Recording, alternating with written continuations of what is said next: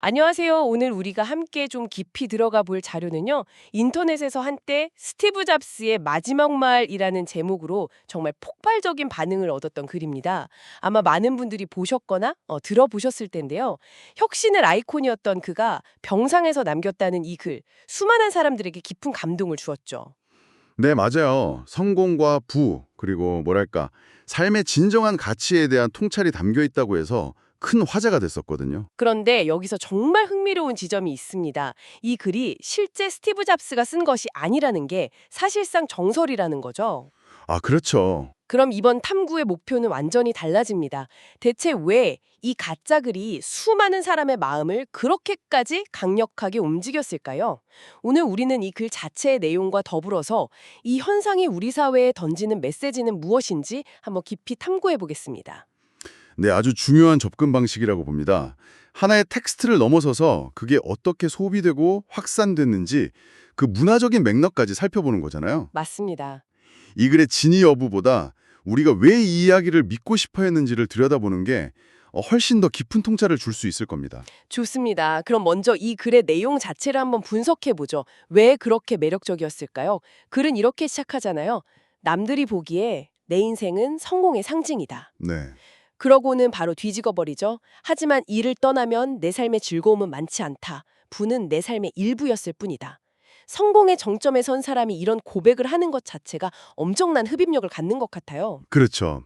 일종의 고해성사 같은 구조를 띠고 있거든요.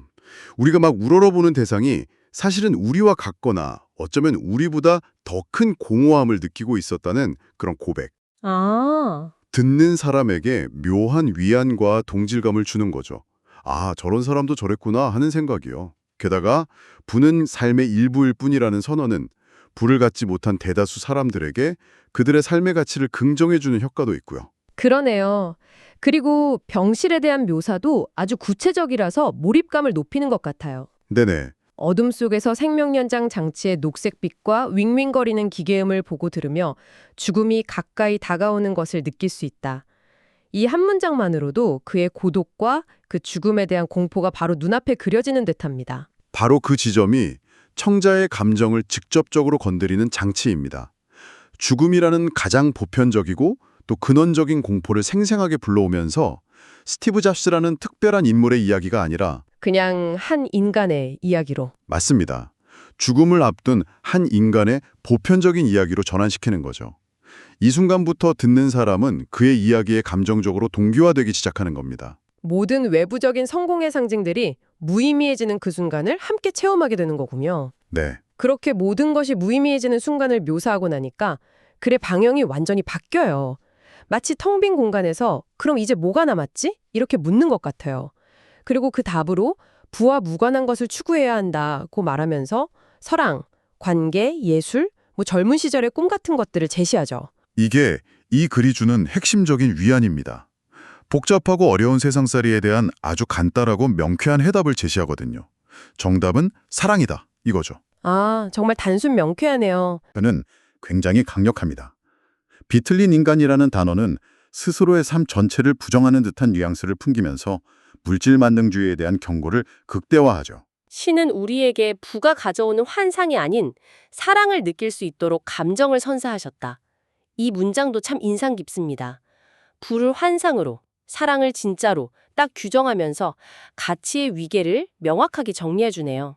여기서 흥미로운 점은 이런 식의 사랑이 전부다라는 메시지가 부를 이미 이룬 사람이 했을 때 더 큰 설득력을 갖는다는 겁니다. 아, 그럴 수 있겠네요. 만약 평범한 사람이 이런 말을 했다면 가진 자의 여유가 아니라 뭐랄까 가지지 못한 자의 정신승리처럼 들릴 수도 있잖아요.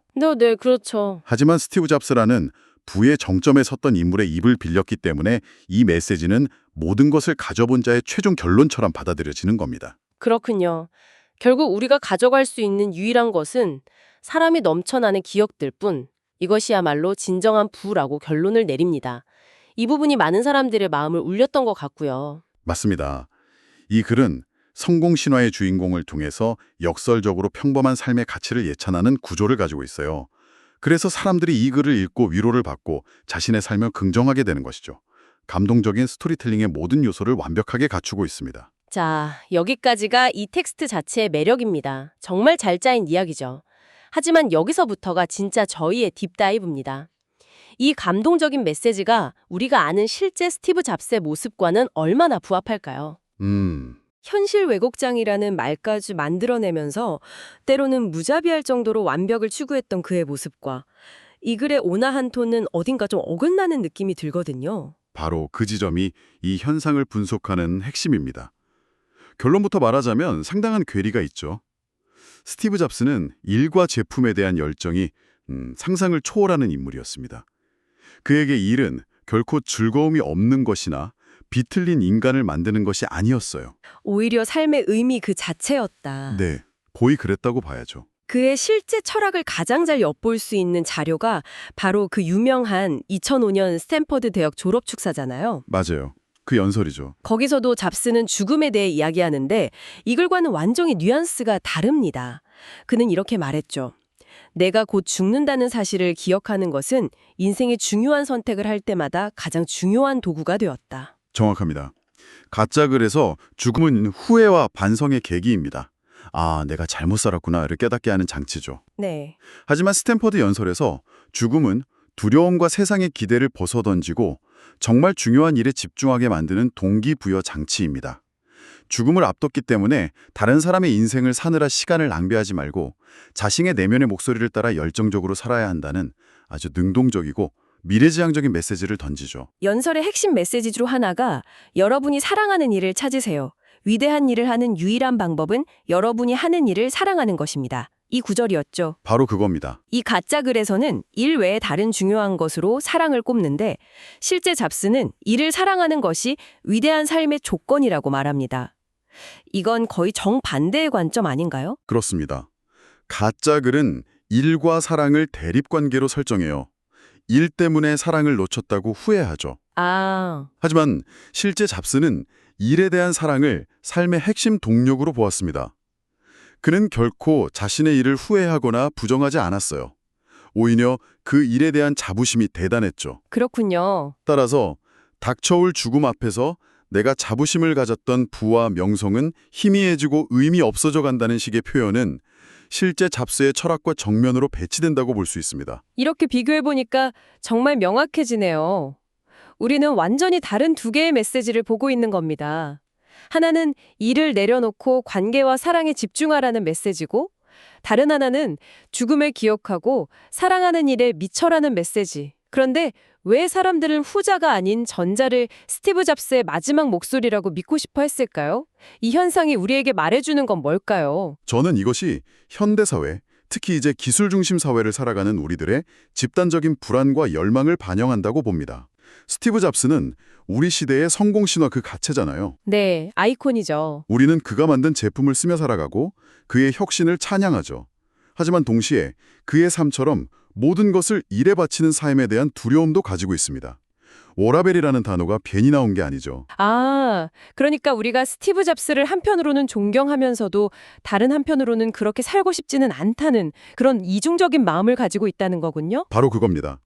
이 가짜 글은 그런 우리에게 아주 매력적인 탈출구를 제공합니다. 즉, 성공의 신이었던 잡스조차 결국엔 그런 삶을 후회하고 가족과 사랑이 최고라고 인정했다는 이야기. 네. 내가 너무 일에만 매몰돼서 소중한 걸 놓치고 있는 건 아닐까? 하는 불안감을 해소해주고 현재의 우리 삶을 정당화해주는 역할을 하는 거죠. 결국 스티브 잡스의 이야기가 아니라 우리 자신의 이야기가 듣고 싶었던 거네요. 그렇죠. 그가 우리에게 괜찮아, 너희들이 맞아 라고 말해주길 바랐던 거고요. 그런 심리가 강하게 작용했다고 봅니다. 또한 여기에는 강력한 인물에 대한 권선징악적 혹은 인간적인 결말을 바라는 심리도 있어요. 너무나 완벽하고 때로는 비인간적으로 보였던 인물이 죽음 앞에서야 평범한 진리를 깨닫고 인간적인 모습으로 돌아왔다는 이야기. 아, 그게 더 드라마틱하니까요. 네. 그의 복잡한 유산을 아주 단순하고 이해하기 쉬운 교훈으로 만들어주거든요. 사람들은 복잡한 현실보다 잘 짜인 이야기를 선호하는 경향이 있으니까요. 듣고 보니 이 현상 자체가 하나의 거대한 사회심리 실험처럼 느껴지네요. 이 글의 진짜 저자가 누구인지는 모르지만 그는 우리 시대 사람들이 무엇을 듣고 싶어 하는지를 정확히 꿰뚫어 본 것 같습니다. 그렇죠. 이 글은 스티브 잡스에 대한 글이라기보다는 스티브 잡스라는 상징을 빌려와 현대인의 불안을 위로하는 일종의 치유 서사라고 볼 수 있습니다. 치유서사. 네. 그래서 그 내용이 사실이냐 아니냐는 사람들에게 중요하지 않았던 겁니다. 그 이야기가 주는 감동과 위안이 훨씬 더 중요했기 때문이죠. 자, 오늘 우리는 스티브 잡스의 마지막 말로 알려진 글을 통해 아주 흥미로운 여정을 해봤습니다. 처음에는 이 글이 사실이 아니라는 점에서 출발했지만 오히려 그 점 때문에 훨씬 더 깊은 이야기를 나눌 수 있네요. 요약하자면 이 글은 그 자체로 사람들의 마음을 움직이는 강력한 서사 구조를 가지고 있지만 실제 스티브 잡스의 철학과는 상당한 거리가 있다. 네.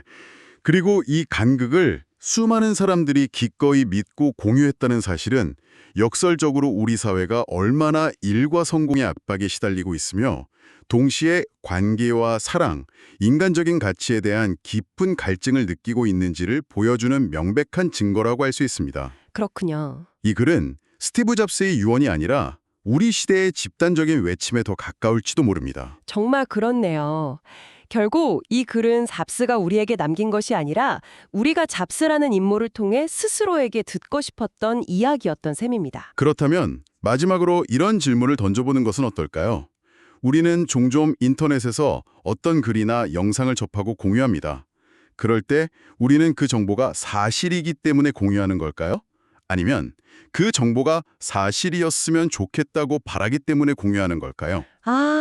오늘 우리가 마주한 이 현상은 정보의 진위 여부를 넘어서 우리 각자의 내면에 어떤 욕망과 믿음이 자리 잡고 있는지를 성찰하게 만드는 것 같습니다.